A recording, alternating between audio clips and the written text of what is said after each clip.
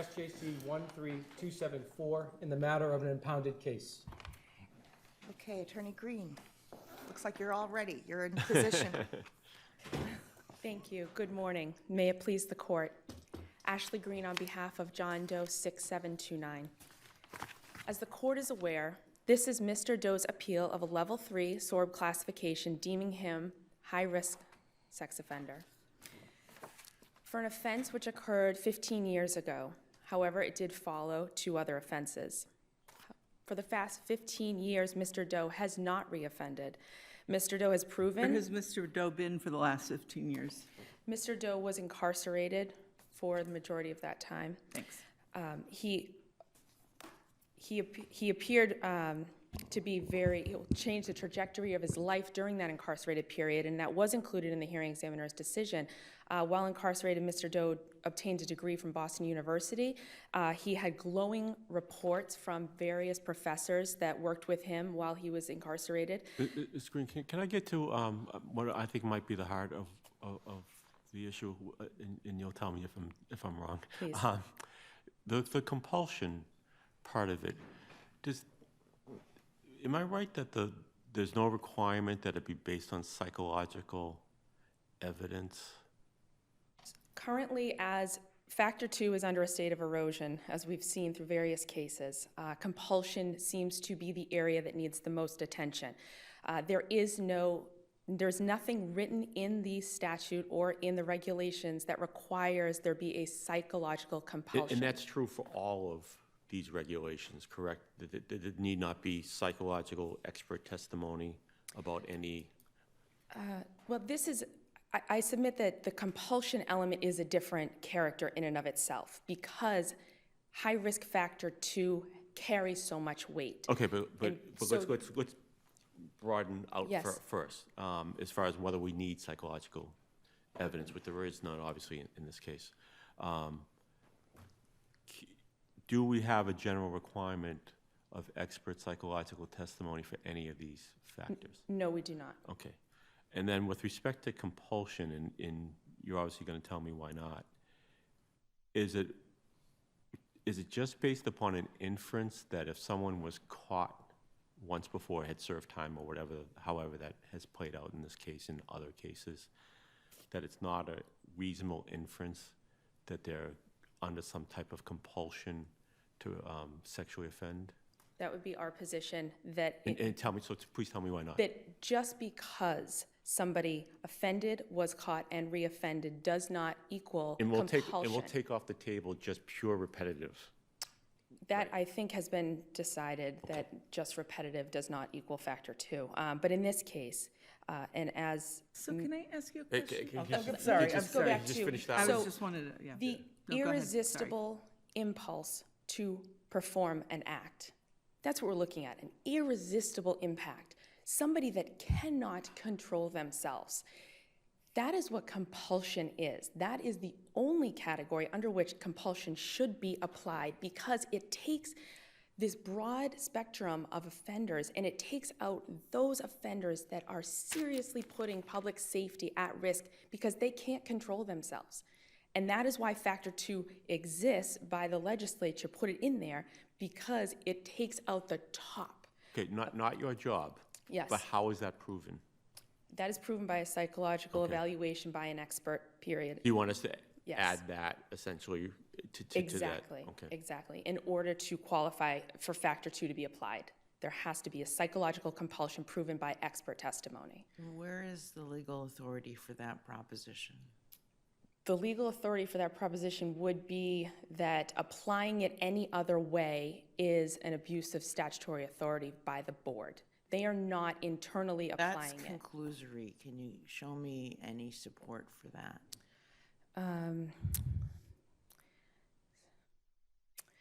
There's nothing that's— Like a tautology, like it has to be proven by expert testimony because it has to be proven by expert testimony. What is, where do you come to that conclusion? I would submit What's the that support for it? in order to support or protect the due process rights of my client, they have a right to an individualized and fair hearing.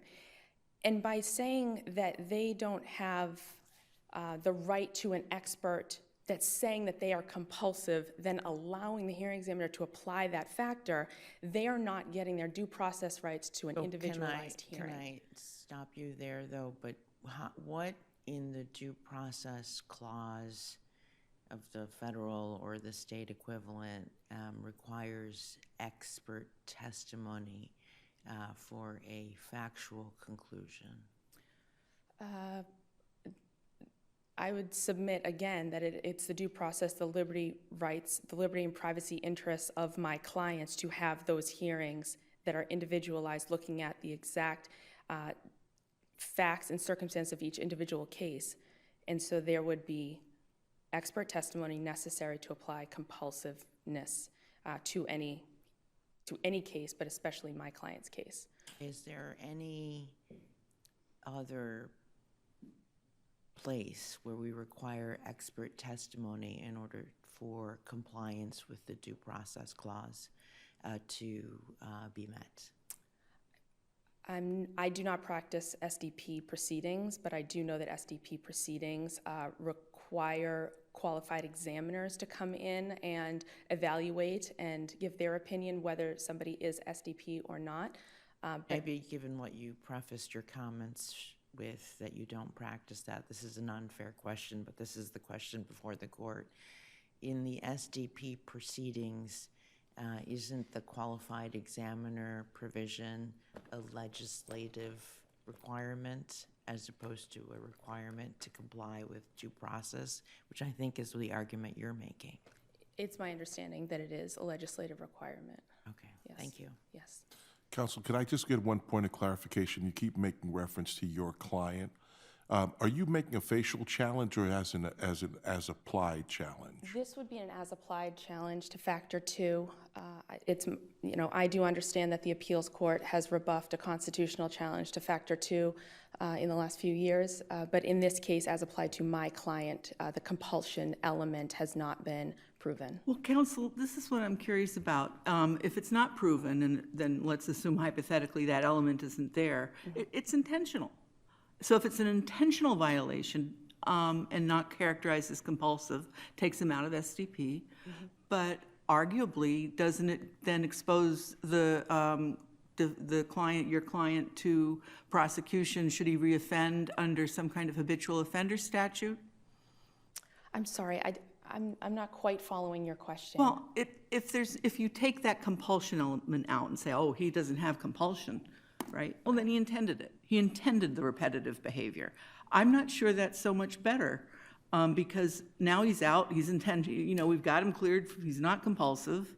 Do any of the crimes? Couldn't you argue he is a habitual offender the next time he does it, and he ends up with a life sentence? Then there are other factors that would address repetitive behavior. Like what? Number of victims, But diversity. you say so you don't need compulsion? No.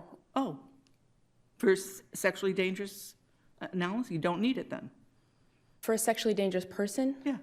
I don't practice in the area of sexually dangerous persons. So I would submit that the idea of psychological compulsion or an impulse that cannot be controlled would fall under an SDP diagnosis. But that's not what we're dealing with in this case. No, this because case is simply the board given an extreme power to classify my client as a level 1, a level 2, or a level 3, and he is actively disseminated every single day of his life because they're telling the public that he is the highest risk offender, finding that he has a compulsion. Because he was convicted of sequential assaults and indecent assaults and rape of children that he was near. So are you arguing that we only should be looking at this as an exercise of the board's discretion or an improper exercise of the board's power and not be concerned with what compulsion means, not be concerned with it, whether it's a factor, or not be concerned with whether it works in your case?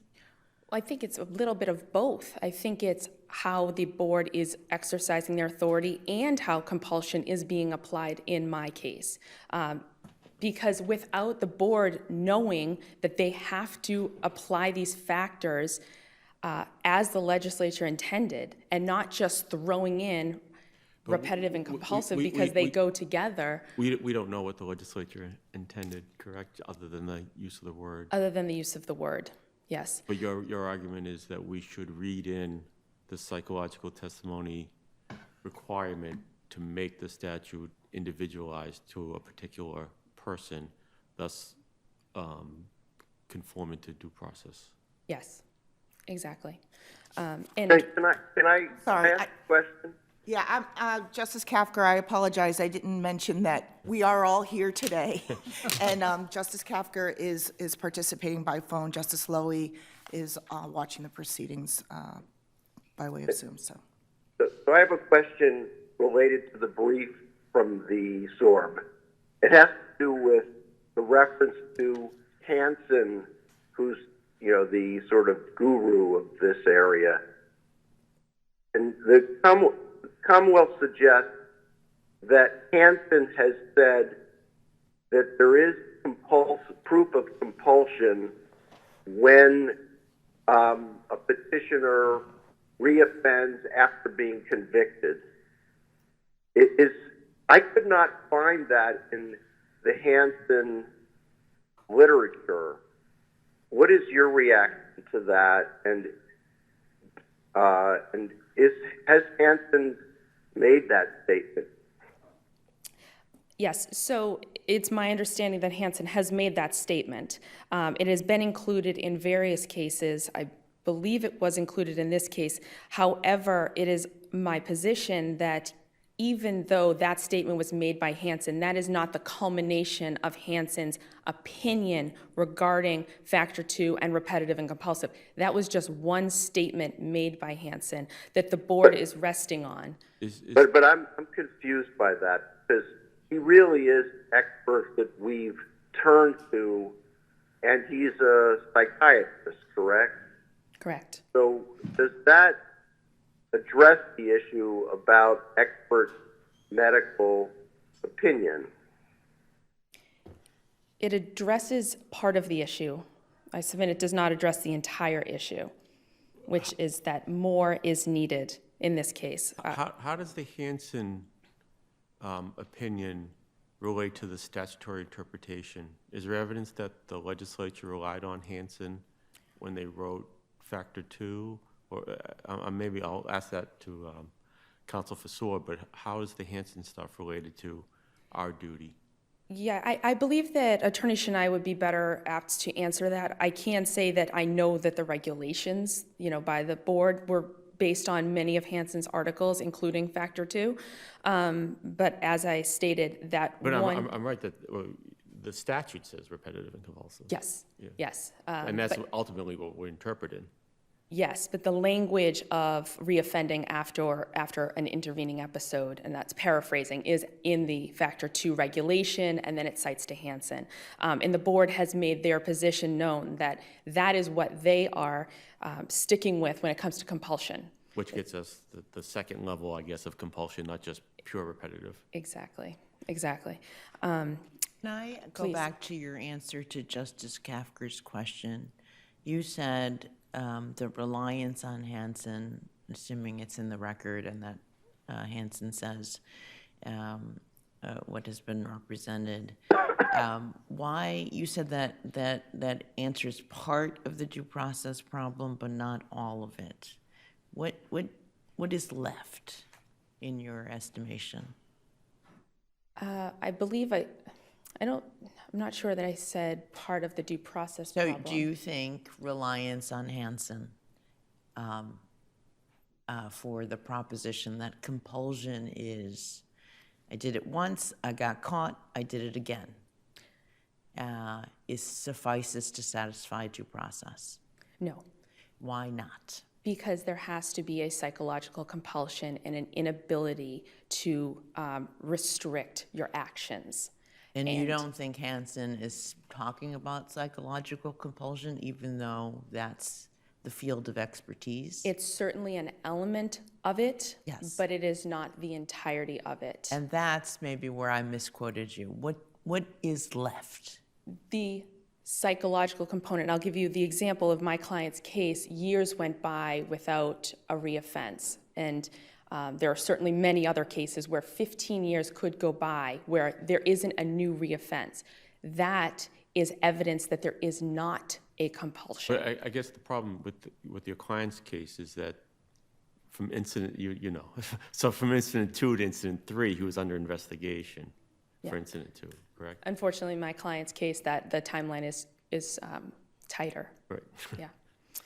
But the problem with applying, and back to your question, the problem with applying Hansen in such a simple way like that, if they are convicted after being caught, is that you're not then looking at, well, this guy was out for 10 years and nothing happened. How do you equate that with a compulsive offender? And I think that's why the Hansen opinion should be included in that psychological compulsion analysis, but it's not the only part of it that we can look at. The board would like that because it is easier to apply it in that form. But in order to hold somebody at the highest level and to strip them of their privacy and to put them all over the internet, you need more than that. Maybe we can ask Attorney Chennai what he thinks about the time period issue. So thank you very much. Thank you. I would like to address factor 24, which is my third argument. Quickly, yep. Just quickly. The error that I bring to the attention of this court is that the appeals court found that factor 24 was applied in error. And the appeals court stated that they discern no prejudice from this error and deny the request for remand. It is my position that when the Superior Court, the appeals court, or this honorable court finds an error in an agency decision, it needs to go back to the agency. The court should not be stepping into the shoes of the hearing examiner or the agency and finding that a review of the facts show that there's still enough evidence to hold this appellant at a certain level classification. The board needs to have a little bit more of a setback when these decisions are being issued with multiple errors in them. And I submit that if that is the case, we won't have as many of these appellate issues going on, and my clients will have fair hearings and individualized decisions. If there's nothing further, I'd rest on my brief. Thank you. Thank you. Okay. Attorney Chennai. Thank you. If it pleases the court, David Chennai for the board.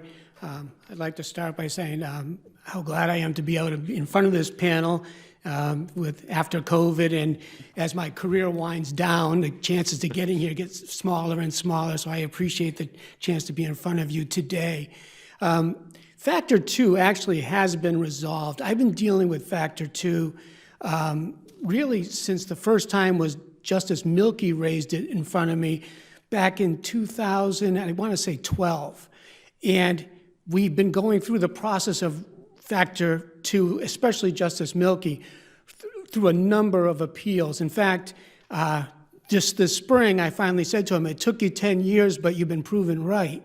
Justice Wilkins, his declaratory judgment eliminated the first part of Factor 2, which is that compulsion can be determined if there's a separation in time between events where the individual has the ability to reflect on the wrongfulness of their conduct. And there really was no research for that. And starting in 2012, I know in our office, and myself included, had long debates about Factor 2 and how it should be applied because of what Justice Milkey was raising. And then what happened was, when Justice Wilkins made that decision, we reassessed Factor 2. And the reason is because the two articles that the board relied on to make Factor 2 were both Hansen articles, and they did not support the idea that compulsion can be determined by allowing an individual time to ruminate on his wrongfulness. It really had to do with, and Hansen was clear about it, it was having an intervening event. So what the board has done after the declaratory judgment is decided, we're not going to appeal that decision. We are now going to tailor our future decision-making based on the factor only having two components, that the individual's been confronted by someone or investigated by an agency or an authority, or the highest level for someone who commits a sex offense after being criminally investigated or convicted of a prior sex offense. So that's the board's position now. And every decision since Justice Wilkins' declaratory judgment has encompassed that philosophy of Factor 2. We're in the process of trying to rewrite the regulations, including Factor 2, to reflect that, but as the court's aware, that's a long process. So in the interim, what the board is doing is making sure that all the hearing examiners and board members adhere to the declaratory judgment by Justice Wilkins. It is very clear, and Justice Wilkins cites it very effectively. All of the Hansen studies. Oh, I'm Justice sorry. Kafker has a question, yeah. I'm confused then, what is the standard? So it's not that a conviction, a reoffense after a conviction is not compulsion, or it is? I'm confused where you are now.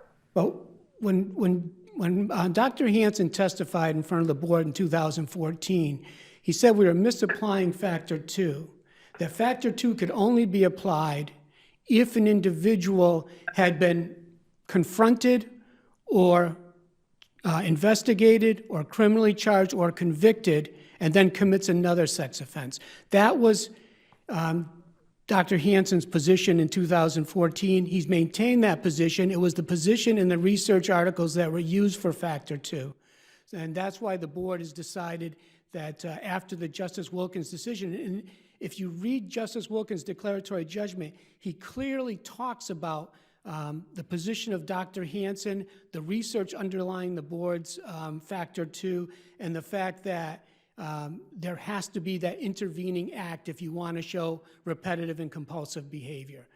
The idea is that if an individual, say in this case, is criminally convicted of a sex offense. Mr. Chanel, just one clarification. So passive time and repetitiveness no longer is enough, but a conviction and a reoffense is enough to prove compulsion? It's not the reoffense. It's having an intervening event between offenses where the individual is confronted either by an authority or is criminally investigated or is criminally charged or is convicted. One of those events has to happen between the two sex offenses for it to be within the parameters of Factor 2. Okay. And the next question is, I tried to track down Hansen's testimony, but is it in our record somewhere? Because I looked at your brief and the attachments, I can't find it. Truthfully, it's been filed with so many cases. I am not positive it was filed with this case. I don't know off the top of my head. I'm now that everything's online and you get volumes online, I'm used to having papers that I can look at, and I can't really remember if Hansen's testimony was actually in this record. It's in numerous cases over the years.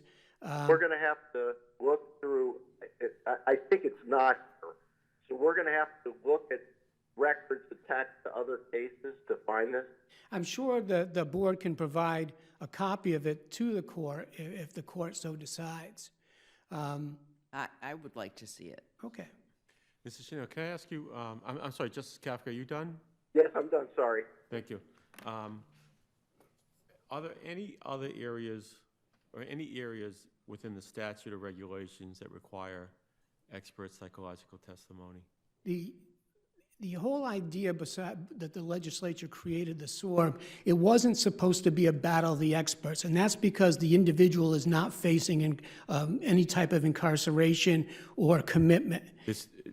Do you differ that there's a due process component to this? Well, the due process component, due process is limited in these cases in the sense that you're only talking about liberty interests and privacy interests. You're not talking about an individual who's going to be, like I said, committed in any way. So basically, the regulations... There are restrictions with obviously, that give rise to due process. Correct, but what the, And you can finish your answer. So the windup was, because it's not incarceration, there's due process, but it's more limited. And then there's no requirement in anywhere in the regs for psychological testimony? correct. In fact, case law specifically says that due process is satisfied when the individual has an individualized hearing in front of a hearing examiner, that the hearing examiner writes a decision that's factually based and is based on substantial evidence, and that the individual has a right to both superior court review and appellate review. And the case law has said that that satisfies the provisions of due process in these cases. Again, if you look at the DOE 89230, the court specifically says that the board's not required to provide psychological evidence or any type of expert testimony in that area. It does say that the board should give funds where an individual, and I think Justice Kafka can probably knows more about this than I do because he wrote DOE 151564, but the only two times the board is really required to give expert witness funds is when the individual has a condition or circumstance special to them, or that impacts their risk and reoffense or dangerousness, or if the individual raises an issue that is not covered by the board. Now, I did 205614, where it was a female sex offender, and it was successfully argued by the other side that the board's regulations didn't encompass female sex offending behaviors because they're different than men, and therefore an expert should have been given in that case. To cover Justice Kafka's case, if someone before the board, a petitioner, asks for an expert witness to help them disprove compulsion, would that be covered by the expert witness fee? No, because again, if the board's regulations, and I think that's a good example, Justice Kafka's case involved the issue of age. At one time, there was no regulation for aging offenders. And of course, that's been remediated since then. But in this case, factor 2 is repetitive and compulsive based on the research that was done. And the board is obligated, the hearing examiner is obligated to follow the board's regulations in giving a decision.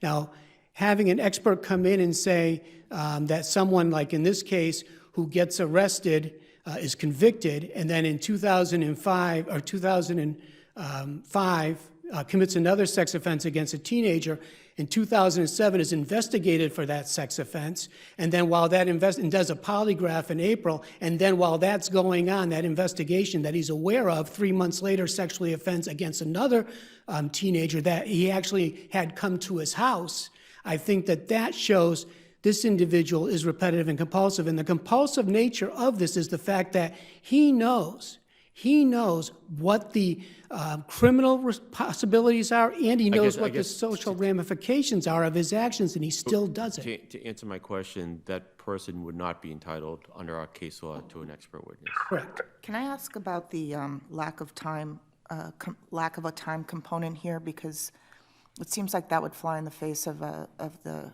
plain meaning of compulsive, which is someone not being able to help him or herself. And if there's even if there's a investigation or conviction or confrontation, and the next event isn't until, for 10 years, why wouldn't we be looking at the length of time that has passed between the offenses? The idea, the thing about the factors around sex offending behaviors is that they're high-risk factors. Factor 2 especially is a high-risk factor. Now, what happens is, the idea is this individual who commits after being confronted, and it might be years down the road, he knows what the ramifications of his actions are, and he still does it. Now, you see this sometimes with pedophile cases where they commit an offense, then they go into remission in pedophile, and then years later they start up again. that doesn't mean that somewheres in between their compulsion is abated. It was just submerged for a while. And that's generally what you see in these kind of cases. This individual is convicted of a sex offense in '98 against a child, and then in 2007 is investigated for a 2005, and 3 months after the investigation, he does it again. No, yeah, I mean, I understand As the applied, time period, right, I understand the time period here, but I'm saying, as applied, for anybody, why shouldn't we consider time in terms of compulsion? And it sounds like your answer is, if the person reoffends, even if it's not for 15 years, the compulsion was just submerged or That would be well, again, we're basing it on the interpretation of Factor 2 as declared by Justice Wilkins, and based on the research, is that that an individual who knows what the ramifications are and does it no matter how far down the road, he knows what he's doing the second time, and he knows what could happen to him, and he still does it. That's the repetitive and compulsion. why isn't that just repetitive? Because, again, if he's already been confronted once and knows what the ramifications are, under what we now know is or the board's interpretation of Dr. Hansen. So even if there was a 15-year break between incident, and as applied, it's a different case to this case. Correct. But as far as broad pronouncements, as the chief has asked, if there's a 15-year break in between incident 1 and incident 2, and the person doesn't reoffend for 15 years, and they're not incarcerated, which is the issue here, you would say it's still compulsive?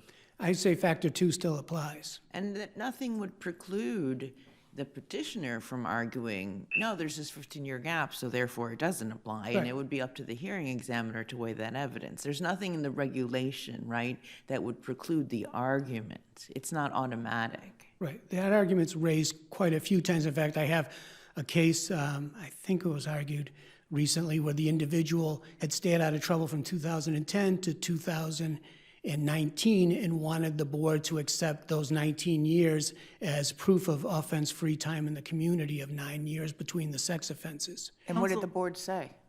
Did they, did the, No, does the board didn't accept that Yeah, because it does was a the new board sex ever offense. accept, does the board ever accept that argument? Because, I mean, it sounds like you're saying that if you have this situation, then Factor 2 applies, and that's how we do it.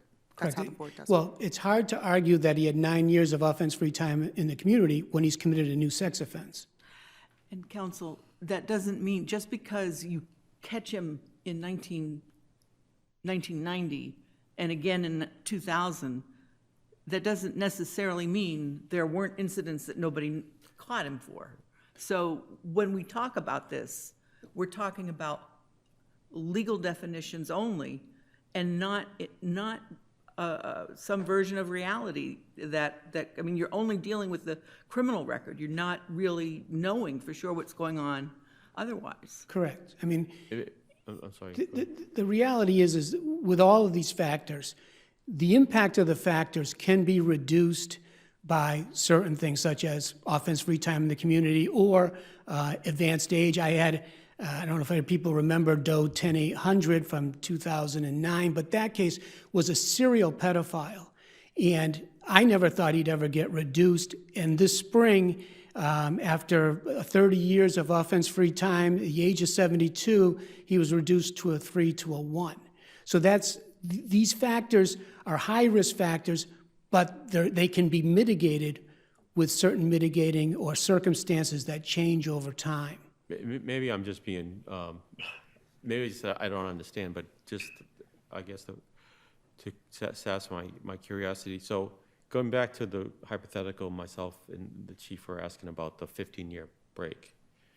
Would there have to be evidence to satisfy the now revised reg under the Hansen research that the person knew they were under investigation close to the second offense? Well, the thing, I think that they would have to know, because that would be the intervening event. If they didn't know, then it would be just what Hansen would describe as a cluster sex offense behavior, whereas he had to know he's being investigated, and we know he knew because he did a polygraph in April, 3 months before he committed a sex offense. Forget about these facts, I'm just talking Right, about he the would high- have to know. I mean, the whole idea of the intervening event is that the offender's on notice, that he's either being investigated, others know about his behaviors, or that the police are involved in investigating him, or, and if he still goes forward, that's where factor But wasn't the two. question, does the intervening event, does the timing of the intervening event matter, whether it was close to the second offense, or does it not matter? It would matter in the sense that the closer it is, the more impactful his sex offending behavior is on his risk and danger. Factor two Does the board apply- look at that, though? Does Excuse the me? board take a look at that? Oh, yeah, the board, in fact, in this case, the hearing examiner was very clear that really the two sex offenses that occurred afterwards, because they were so close in time, that he was being investigated for the first one, and that she pointed out that there were five factors that were now applicable that were not applicable in 2003. That he sexually offended against a stranger, that he sexually offended in a public area, in a bed with other people in the bed, that he had shown that he has diverse victim types and diverse sexual behaviors. So the hearing examiner not only took into account that there was a closeness to these sex offenses, and he did one while he was being investigated, that really ramped up his risk and danger. But on top of that, it also allowed the hearing examiner to apply a numerous more high-risk factors that were not applicable in 2003 when he was made a level 2. Can I ask one follow-up question about Hansen's research? Has Hansen addressed this long passage of time issue? To my knowledge, no. Okay, so he's not written on the Chief's question, which is if 10 or 15 years pass, whether that would still be evidence of compulsion. The cases he's asked to opine on have been closer in time.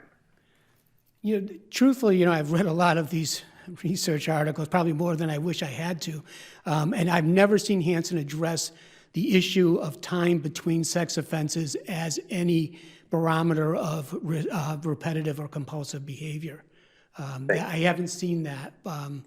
I think the most recent one I read was a 2017 study, and again, that didn't really focus on repetitive and compulsive. That focused more on the viability of the static 99R, but it also did not address that time period between events as having any impact on the application of the idea of... In this case, we really don't have it. He's been in prison through, what the past time relates to the fact he's in prison, right? Right.